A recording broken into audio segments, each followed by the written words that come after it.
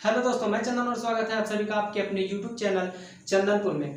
दोस्तों, आज हम इंडियन पॉलिटी को कंटिन्यू करेंगे। ये इंडियन पॉलिटी का सेकेंड पार्ट होगा। इससे पहले हम एक इंडियन पॉलिटी का एक वीडियो अपलोड कर चुके हैं। अगर आपने उस वीडियो को नहीं देखा है तो चैनल के प्ले लिस्ट में जाके आप उस वीडियो को देख सकते हैं। दोस्तों, वीडियो स्टार्ट करने से पहले अगर आप इस चैनल पर नए हैं तो प्लीज़ चैनल को सब्सक्राइब कर लीजिए और बेल आइकन को प्रेस कर लीजिएगा। अगर ये वीडियो अच्छा लगे तो प्लीज़ इसको लाइक करिएगा और कमेंट जरूर करिएगा कि ये सेशन आपको समझ में आया कि नहीं। तो आइए, हम फर्स्ट वाले पार्ट में बता चुके थे कि कैबिनेट मिशन भारत कब आया, कितने सदस्य थे और उसका उनके अध्यक्ष कौन थे। तो हम फिर उसको रिपीट कर देते हैं जिससे आपका रिविजन हो जाएगा। ब्रिटेन के प्रधानमंत्री क्लीमेंट एटली द्वारा कैबिनेट मिशन भारत भेजा गया था। कैबिनेट मिशन भारत कब भेजा गया? कैबिनेट मिशन भारत 24 मार्च 1946 ईस्वी को भेजा गया। ये प्रश्न एग्जाम में पूछा गया प्रश्न है। तो अगर और ये भी पूछ सकता है कि कैबिनेट मिशन भारत भेजने वाले ब्रिटेन के प्रधानमंत्री कौन थे, तो उनका नाम था क्लीमेंट एटली। कैबिनेट मिशन का भारत आने का उद्देश्य यही था फ्रेंड्स, भारतवासियों से बात की जाए और संविधान सभा का निर्माण किया जाए। तो आइए हम देखते हैं कि कैबिनेट मिशन जब भारत आया तब कैसे संविधान सभा का निर्माण हुआ। तो फ्रेंड्स, जब कैबिनेट मिशन भारत आया तो उसके साथ 3 सदस्य आए थे, जो हम आपको पहले वीडियो में बता ही चुके हैं। पहले थे सर पैथिक लॉरेंस, जो कैबिनेट मिशन के अध्यक्ष थे। ये प्रश्न भी पूछा गया है कि कैबिनेट मिशन के अध्यक्ष कौन थे, तो सर पैथिक लॉरेंस। और दूसरे थे एबी अलेक्जेंडर और तीसरे थे स्टुअर्ट क्लिव्स। अब इनके बाद हम आते हैं अपने संविधान सभा के बारे में बात करते हैं। दोस्तों, संविधान सभा के बारे में अगर हम बात करें तो कुल 389 सीटों पर चुनाव हुए थे। कुल 389 सीटों पर 389 सीटों पर जो 389 सीटें थीं, उनमें सदस्य कहाँ कहाँ से आए थे ये हम देख लेते हैं। तो इसमें 292 सदस्य थे वो प्रांतों से आए थे। कहाँ से? प्रांतों से आए थे। और जो 4 सदस्य थे वो कमिश्नरियों से आए थे। कमिश्नरियों से आए थे। और फिर जो 93 सदस्य थे वो देसी रियासतों से आए थे।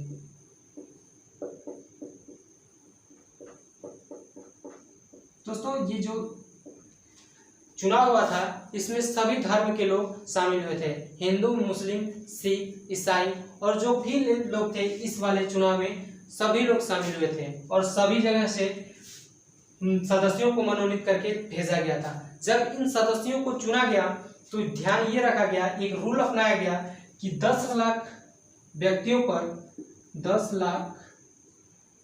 पर एक सदस्य चुना जाना था।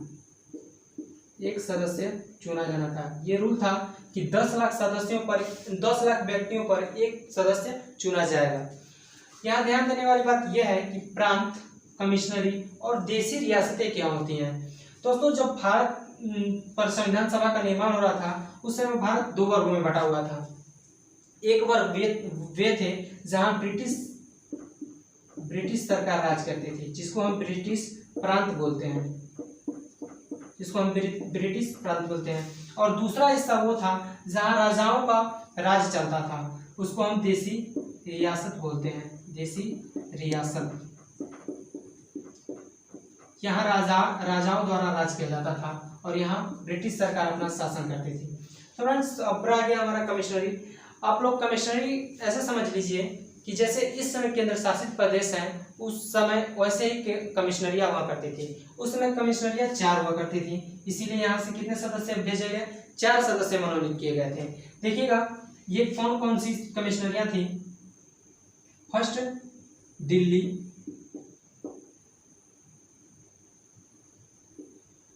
दूसरा था अजमेर, मारवाड़, ये मारवाड़। और जो तीसरा था उसको हम बोलते हैं कुर्ग। तीसरा कुर्ग। और जो चौथा था उसका नाम है बलूचिस्तान।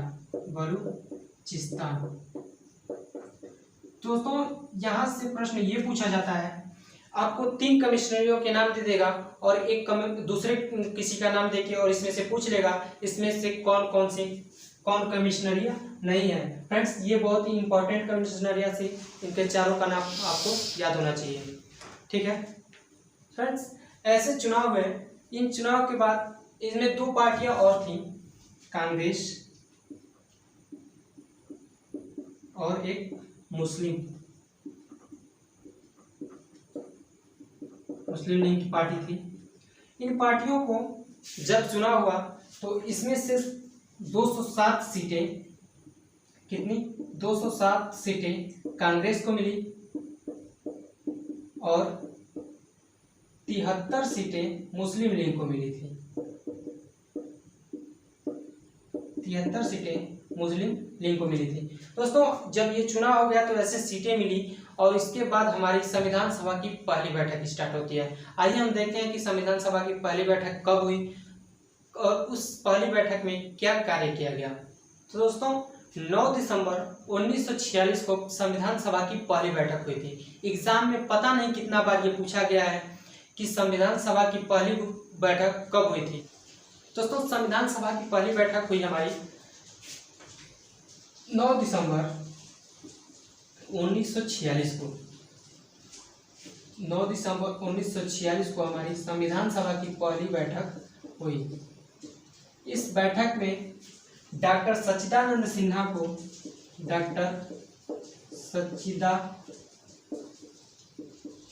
सिन्हा को अस्थायी अध्यक्ष के रूप में चुना गया। अस्थायी अध्यक्ष के रूप में डॉक्टर सच्चिदानंद सिन्हा को चुना गया। तो दोस्तों सबसे बुजुर्ग आदमी को अध्यक्ष या अध्यक्ष चुने जाने की, अस्थायी अध्यक्ष चुने जाने की जो प्रक्रिया है वो फ्रांस से लिया गया है। ठीक है, याद रखिएगा कहाँ से लिया गया है, फ्रांस से। और ये जो सच्चिदानंद सिन्हा थे वो संविधान सभा में सबसे बुजुर्ग सदस्य थे, इसीलिए इनको अस्थायी अध्यक्ष चुना गया था। अब हमारी संविधान सभा की दूसरी बैठक इसके ठीक 2 दिन बाद यानी 11 दिसंबर 1946 ईस्वी को होती है। कौन सी बैठक, दूसरी बैठक। इस बैठक में डॉक्टर राजेंद्र प्रसाद को, जिनको हम अजात शत्रु भी के नाम से भी जानते हैं, उनको अस्थायी अध्यक्ष के रूप में चुना गया। डॉक्टर राजेंद्र प्रसाद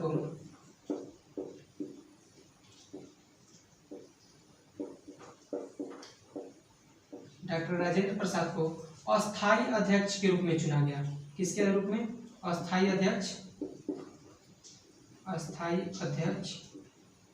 चुना गया।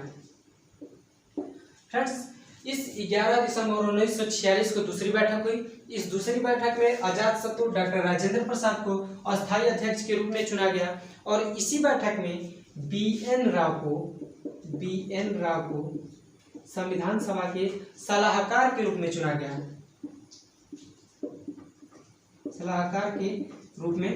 गया। इसी बैठक में बी.एन. राव को सलाहकार के रूप में चुना गया। दोस्तों जो बी.एन. राव थे, इनके टैलेंट के दम पर इनको संविधान सभा का सलाहकार चुना गया था। अब होती है हमारी इसके ठीक 2 दिन बाद बैठक, यानी 11 तारीख को जब बैठक हो गई तो इनमें बात हुई कि चलिए अगले दिन अब बैठक होगी परसों, यानी 2 दिन बाद इसके यानी 13 तारीख को कपड़ा वपड़ा खींच के आइएगा। 13 तारीख को फिर से बैठक होगी, जिसको हम तीसरी बैठक कहेंगे।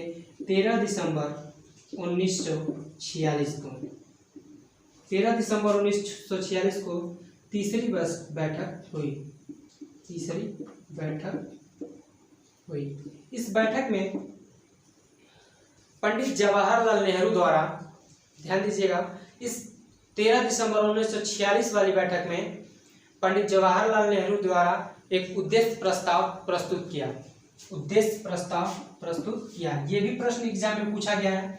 इसमें जो भी प्रश्न है वो एग्जाम में पूछे गए हैं। इसमें एक प्रश्न ये पूछा गया, हाल ही में ये प्रश्न पूछा गया था कि संविधान सभा के अध्यक्ष कौन है। ध्यान दीजिएगा, संविधान सभा के अध्यक्ष कौन है। और इसमें ऑप्शन था डॉक्टर सच्चिदानंद सिन्हा, एक और ऑप्शन था डॉक्टर राजेंद्र प्रसाद। और उस परीक्षा का नाम है दोस्तों UPSSC। इस एग्जाम में ये प्रश्न पूछा गया था कि भारतीय संविधान सभा के अध्यक्ष कौन है। और ऑप्शन में दोनों था। अगर आपको पूछ दे अस्थायी अध्यक्ष कौन थे, तब तो सच्चिदानंद सिन्हा हो जाएंगे। अस्थायी अध्यक्ष कौन थे, तो डॉक्टर राजेंद्र प्रसाद हो जाएंगे। लेकिन इस वाले प्रश्न में इस वाले पेपर में ये पूछा गया था कि भारतीय संविधान सभा के अध्यक्ष कौन थे, अध्यक्ष कौन थे।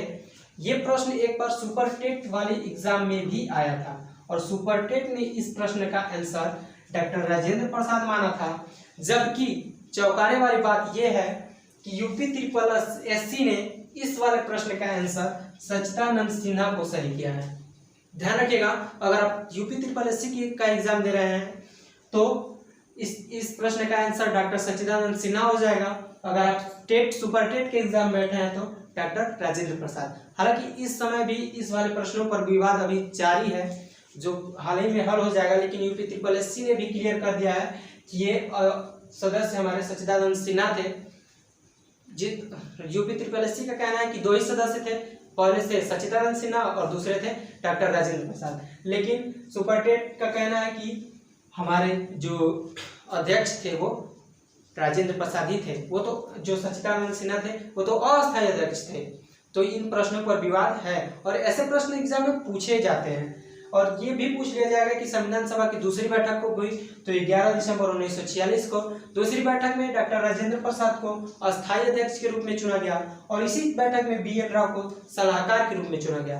दोस्तों फिर से बता दें कि BN राव संविधान सभा के सदस्य नहीं थे, इनके टैलेंट के दम पर इनको संविधान सभा का सलाहकार चुना गया था। और एक प्रश्न और पूछा जाता है कि संविधान सभा में महिलाओं की संख्या कितनी थी। ये प्रश्न पता नहीं कितने बार पूछा गया। इसमें ये प्रश्न पूछा है कि महिलाओं की संख्या कितनी है संविधान सभा में। तो आप याद रखिएगा कि संविधान सभा में महिलाओं की संख्या 15 है।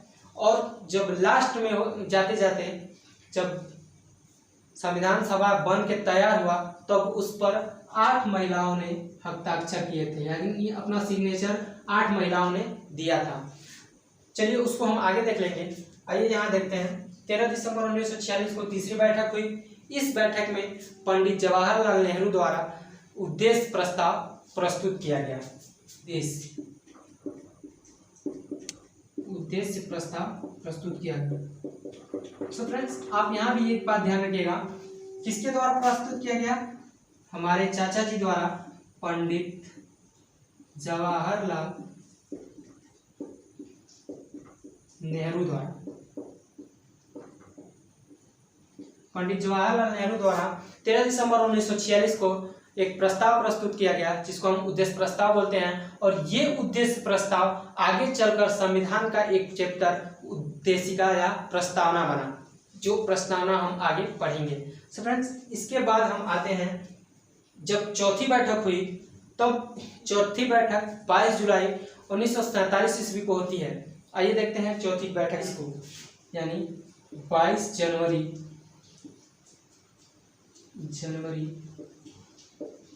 1947 को पारित की गई। यानी उद्देश्य प्रस्ताव जो पंडित जवाहरलाल नेहरू द्वारा प्रस्तुत किया गया था वो चौथी बैठक 22 जनवरी 1947 ईस्वी को पारित कर दी गई। ठीक है, इसके बाद ये जो प्रस्ताव था वो आगे चल के संविधान की प्रस्तावना यानी उद्देशिका या प्रस्तावना बनी। ठीक है, इसके बाद हमारा आता है कुछ समितियां। कुछ समितियों के बारे में हम बात करेंगे, ज़्यादा नहीं, 2-3 समितियों के बारे में बात कर लेते हैं। एक होता है झंडा समिति, जो एग्जाम में बार बार पूछा जाता है। झंडा समिति के अध्यक्ष कौन थे? तो झंडा समिति के अध्यक्ष डॉक्टर राजेंद्र प्रसाद। और दूसरा है हमारा संघ समिति। तो दोस्तों, जब संघ समिति की बात आए तो याद रखिएगा पंडित जवाहरलाल नेहरू को। संघ का मतलब पूरे देश को संभालने का जो कार्य था, पूरे देश की जनता को जो संभालने का कार्य था वो कौन कर सकता है? प्रधानमंत्री कर सकता है। और हमारा प्रधानमंत्री सबसे पहला कौन था? पंडित जवाहरलाल नेहरू। तो संघ समिति की अगर बात आए तो आप याद रखेंगे पंडित जवाहरलाल नेहरू।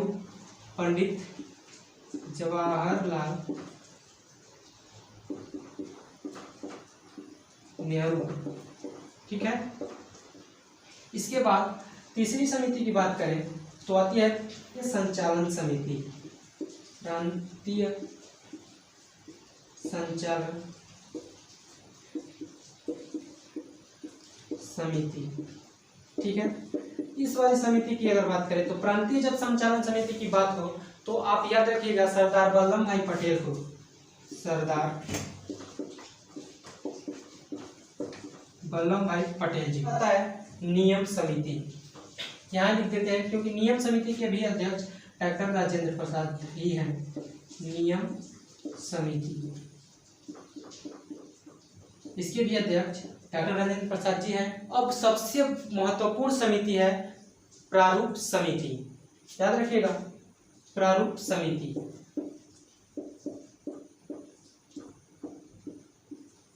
दोस्तों जो प्रारूप समिति है इसको हम पांडुलेखन समिति भी बोलते हैं, पांडुलेखन